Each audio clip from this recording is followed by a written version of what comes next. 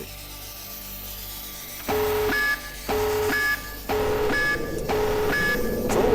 Salut! Bonjour. Salut! Alors, Christian Page, bienvenue sur notre plateau. Ça me fait plaisir. C'est très gentil d'avoir accepté notre invitation. Donc, tu es diplômé en communication à l'Université de Montréal. Oui. Tu as collaboré à plusieurs documentaires tels que Aux frontières de l'inexpliqué, Rencontre avec l'au-delà, Des histoires extraordinaires. Oui. Une grosse partie du public aussi te connaît pour les chroniques que tu fais à Dutrisac. Oui, absolument. À tous les mercredis après-midi. Tous les mercredis après-midi. Au 98.5 FM. Je fais ça de 14h30 à 15h. Voilà. Et donc, voilà, on a fait un petit bio, mais qu'est-ce qui t'a amené à te spécialiser comme journaliste au paranormal? Oui, c'est assez amusant parce que tu dis comme journaliste, mais en réalité, c'est pas tout à fait le bon terme. Non? OK. C'est plutôt le paranormal qui m'a amené au journalisme et non pas l'inverse. Donc, adolescent, j'ai commencé à m'intéresser au paranormal, comme beaucoup de gens, parce que faut savoir que dans les pays industrialisés, 50 des gens disent croire aux phénomènes paranormaux. OK. Donc, c'est une personne sur deux. En fait, c'est le phénomène qui fait appel aux croyances qui est le plus important après les grandes religions institutionnalisées. Ah, oui. C'est amusant parce que dans les universités, on parle ouvertement des religions, mais on n'aime pas trop parler des phénomènes paranormaux. Oui, c'est moins bien. Et pourtant, même si sur le plan social, c'est un phénomène qui fait partie de la culture humaine depuis toujours. Ça fait partie des mythes modernes. Puis, Mais plus que des mythes modernes, même dans l'Antiquité, on avait des rituels funéraires, ce qui montre bien, même à l'époque préhistorique, on avait des rituels funéraires, ce qui montre bien que depuis que l'homme existe, croit à une dimension surnaturelle, une vie après la mort ou peu importe. Donc, c'est le phénomène culturellement le plus important après les religions, là, au niveau des croyances. Et pourtant, on n'aime pas trop en parler dans des cadres académiques. Ouais. Tout ça pour dire qu'une personne sur deux dit croire aux phénomènes paranormaux.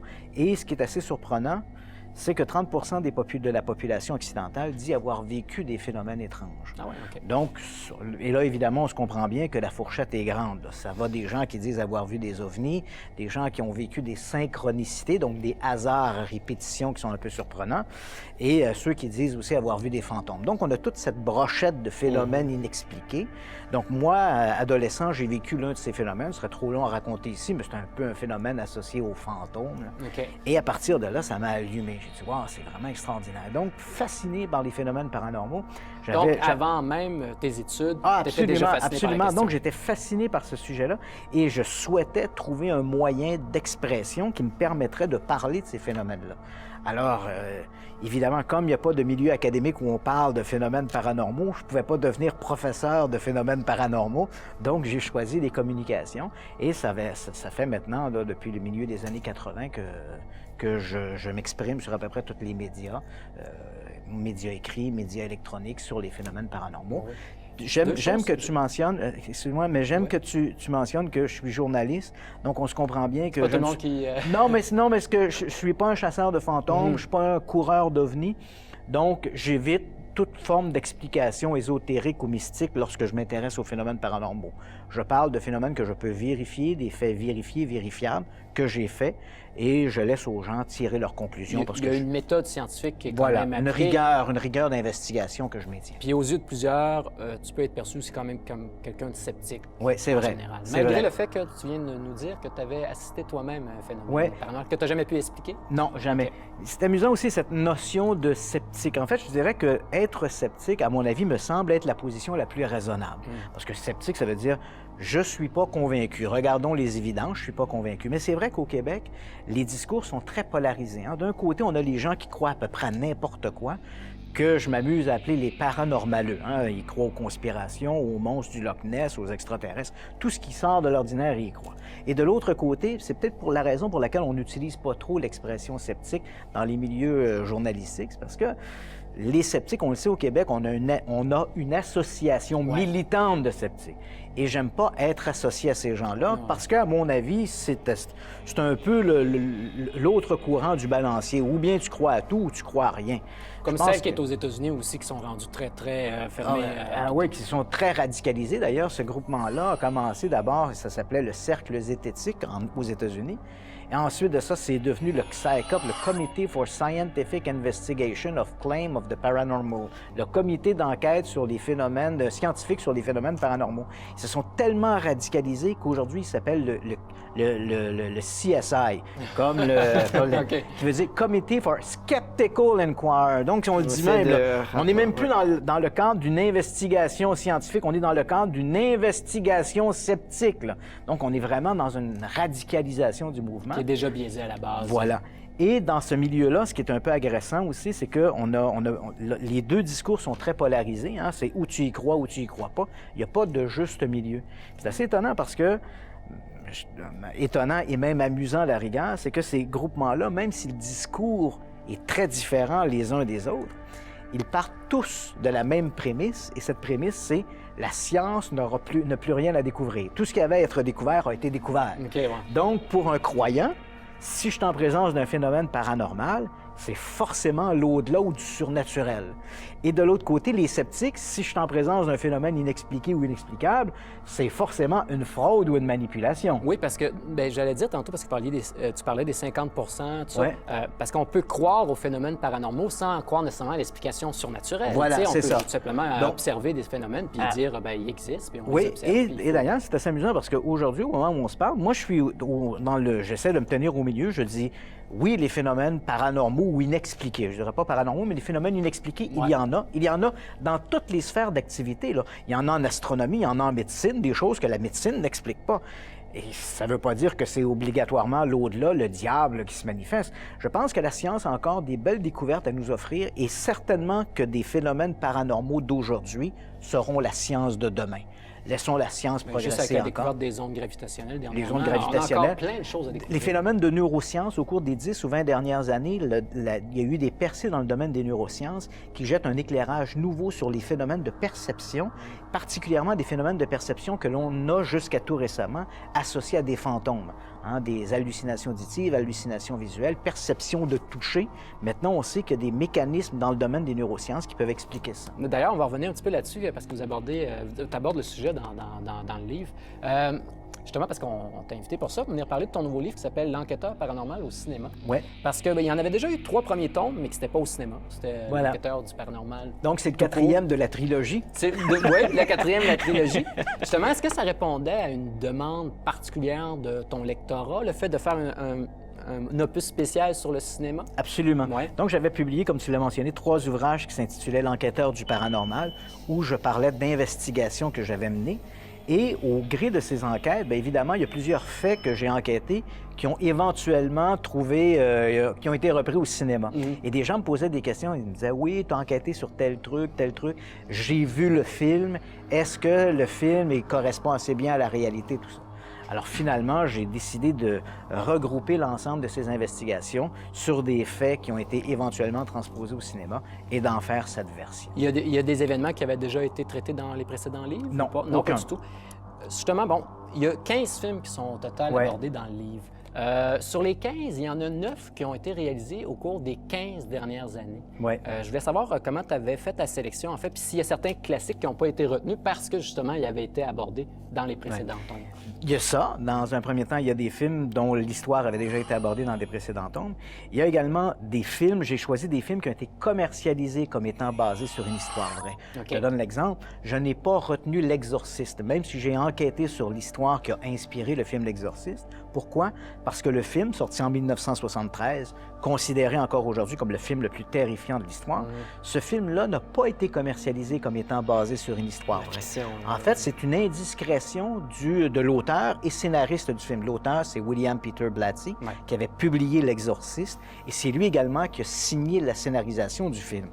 Et Blatty, en parlant avec des journalistes, a dit « Vous savez, cette histoire de l'exorcisme, je me suis inspiré d'un événement réel qui est arrivé près de chez moi. Il avait fréquenté le collège de Georgetown, en banlieue de Washington. Il dit, voilà, il y a une histoire qui s'est produite en 1949 à Georgetown et j'ai parlé avec des pères jésuites qui avaient été impliqués dans cette histoire-là ou connaissaient des gens impliqués. Et c'est à partir de là que j'ai bâti le scénario de L'Exorciste. Ouais. Donc, même si ça a été construit autour d'une histoire vraie, le film n'a pas été commercialisé comme étant basé sur une histoire vraie. Ce film-là a été écarté et d'autres... Voilà. Et d'autres qui ont été ouvertement commercialisés comme basés sur une histoire vraie. J'ai choisi ceux-là. J'ai choisi aussi des films sur lesquels j'avais enquêté. Ouais, OK. Et j'ai choisi également des films qui avaient marqué aussi les téléspectateurs. Encore aujourd'hui, on me parle régulièrement du film The Entity, L'Emprise, Ouais. un film de 1983 que Martin Scorsese avait dit à l'époque être le film le plus terrifiant après L'Exorciste et probablement qu'il y a sûrement des téléspectateurs qui nous regardent aujourd'hui et qui se disent « Ah oui, je me rappelle de ce film, c'est l'histoire de cette dame qui disait être agressée sexuellement par une entité invisible qui était interprétée par Barbara Hershey. » Il y avait des scènes qui étaient tout à fait terrifiantes dans ce film-là. C'est devenu un classique. C'est efficace, assez Donc, brutal, la musique, absolument. tout ça. Là, en question, bien ça, l'Entité, c'était justement... l'un des films que j'ai retenu. Un autre des sujets qui est abordé, puis on parlait de neurosciences tantôt, c'est celui qui est basé sur une expérience singulière qui a été dirigée par le docteur George Owen à Toronto en 1972. Oui. J'aimerais juste que tu nous en parles un peu davantage. Puis c'est vraiment intéressant. Oui, parce que c'est amusant, parce que dans le cas du film, on parle ici d'un film qui s'intitule Les âmes silencieuses. Et le film est commercialisé comme étant basé sur une histoire vraie. Mais là, on est tellement éloigné du fait qui a inspiré le film que c'est à se demander là, comment on arrive à faire ce lien-là. C'est un peu comme si je décidais de commercialiser demain matin Jurassic Park en disant basé sur une histoire vraie, sous prétexte qu'il y a 250 millions d'années, il y avait des dinosaures. Fait que dans le cas des âmes silencieuses, on est très éloigné du fait divers. Mais le fait divers en lui-même, c'est une histoire, une expérience qui a bouleversé la parapsychologie et qui a bouleversé également notre vision de ce que l'on peut penser des fantômes. Pour faire rapidement le tour de cette histoire-là, on est au début des années 70. On a un groupe de chercheurs à Toronto qui est dirigé par le docteur Owen, qui vient d'Angleterre, qui s'est beaucoup intéressé au phénomène de poltergeist, donc des manifestations spontanées, coups dans les murs, meubles qui bougent, etc. Et ces gens-là, là, on est dans un cadre rigoureux, scientifique, bien documenté. On n'est pas là pour essayer de tirer la couverture de son bord. Non, c'est ça. Puis on donc, cherche à reproduire ça. Voilà. Et donc, l'idée, c'est de dire, ils sont partis au départ en se disant, est-ce qu'on pourrait reproduire ou faire apparaître un fantôme? Alors, c'était ça le mécanisme de départ. Ils ont décidé, pour s'assurer que c'était pas vraiment l'au-delà qui se manifestait, ils ont décidé de créer un faux personnage qu'ils ont appelé Philippe. Donc, ils ont inventé un personnage. Il s'appelait Philippe, il vivait dans l'Angleterre du 17e siècle, c'était un bourgeois, il était marié avec Dorothée, mais c'était une femme frigide, il a eu une aventure avec Margot, une bohémienne qui donc, a été... ils ont écrit toute une biographie autour du personnage. Mais finalement, ils sont parvenus seulement à avoir des manifestations auditives, surtout. Hein? Je Ouais, pense qu'ils n'ont pas eu d'apparition. Pendant une année, ils se sont réunis autour d'une table, tous les vendredis soirs, de 19h à 22h. Donc, il faut se soumettre à l'expérience. Donc, pendant une année, ils se sont réunis autour d'une table sans obtenir de résultats. Ensuite, ils ont changé un peu leur approche, ils ont changé un peu la dynamique du groupe et assez rapidement, ils ont commencé à avoir des bruits d'abord dans la table, des grattements, et ensuite la table a commencé à bouger. Ce qui est absolument extraordinaire dans cette expérience, c'est que les mouvements de la table ou les coups frappés sous la table ou dans la table, parce que l'enveloppe sonore nous dit que ça venait de dedans la table, donc les manifestations obtenues, les réponses que donnait Philippe était toujours en accord avec sa biographie inventée. Quand on posait à Philippe des questions qui n'étaient pas dans sa biographie, il n'y avait pas de réponse. Et quand on améliorait la biographie en y ajoutant de nouveaux éléments, les coups résonnaient en fonction de ces ajouts. Ce qui montre bien que c'était une dynamique de groupe qui produisait la manifestation. On ne connaît pas la mécanique de ça. Donc, on ne sait pas... Évidemment, on pourrait parler d'énergie psychique, mais l'énergie psychique, qu'est-ce que c'est? C'est pas documentable. Elle n'a pas été c'est pas mesurée, documenté, on peut pas la mesurer. Ça reste une théorie, mais ça démontrait que c'était pas nécessairement...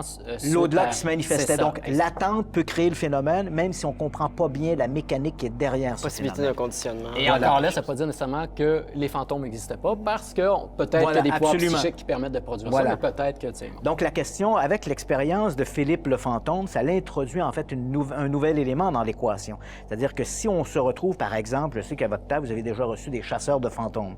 Bon, imaginons un groupe de chasseurs de fantômes qui se retrouvent dans un lieu soi-disant hanté. Il y a déjà au départ une privatisation sensorielle parce que généralement, ils font leurs investigations de nuit. Et là, il y a une attente je suis dans une maison hantée, peut-être qu'il y aura un coup dans le mur. Et soudain, lorsque le coup résonne, on crie rapidement au fantôme. Mais l'expérience de George Owen montre que le coup dans le mur, c'est peut-être pas forcément l'au-delà provoqué par l'équipe qui est voilà, sur place. qui est sur place et qui a une attente du phénomène.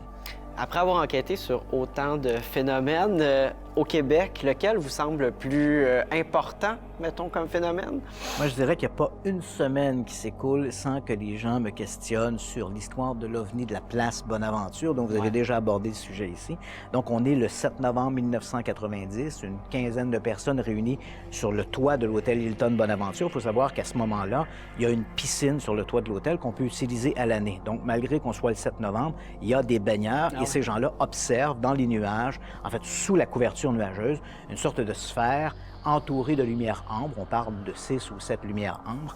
Et là, il y aura un effet domino, c'est-à-dire que ces gens-là vont parler à la secouriste, la lifeguard de l'hôtel, qui, elle, à son tour, va en parler au directeur de la sécurité, qui, lui, va contacter le service de police de la police de Montréal, qu'on appelait à l'époque la CUM, Communauté urbaine de Montréal.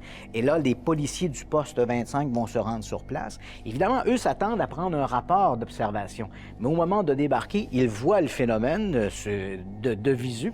Oui, ils pensaient juste reprendre le témoignage voilà, des gens. et là, ils arrivent là, ils le voient, le phénomène. Alors là, ils vont contacter leur supérieur, qui, lui, va se rendre sur place. Il est aux alentours de 20 heures à peu près. Là, on a tout ce beau monde. À un moment donné, on a à peu près une cinquantaine de personnes réunies sur la terrasse. Ces gens-là observent le phénomène et là, on va faire les premières vérifications aux aéroports de Dorval et de Mirabel. Mirabel qui était à l'époque en fonction.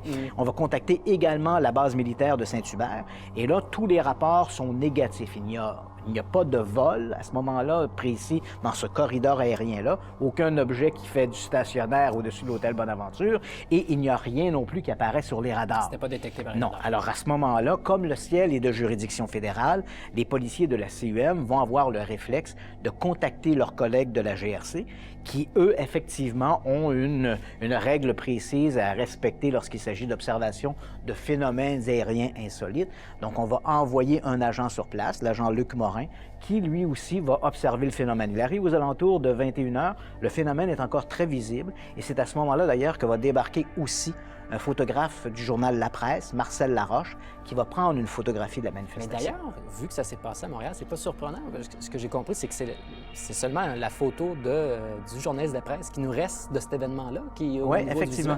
C'est assez amusant parce que, bon, le phénomène semblait être vu par beaucoup de gens. Ouais. Il y a peut-être beaucoup de gens qui l'ont photographié. Moi, malgré les appels au public, je n'ai jamais vu d'autres photographies du phénomène. Je sais que des gens l'ont filmé. Des gens de Toronto se trouvaient sur place. Okay. Ils ont filmé la manifestation. Il y avait un mariage à cette époque-là. Et comme c'était des gens de la communauté chinoise de Toronto, j'ai fait paraître une annonce dans les journaux de chinois du quartier chinois de Toronto, mais je n'ai pas eu de retour d'appel. Okay. Donc, pour l'instant, il ne reste comme évidence photographique que la photographie de Marcel Laroche. Et le rapport de la GRC, est-ce qu'il s'est passé quelque chose avec voilà, le rapport? Donc le rapport de la GRC, les deux corps policiers ont rempli des rapports, police de la CUM, le rapport de la GRC.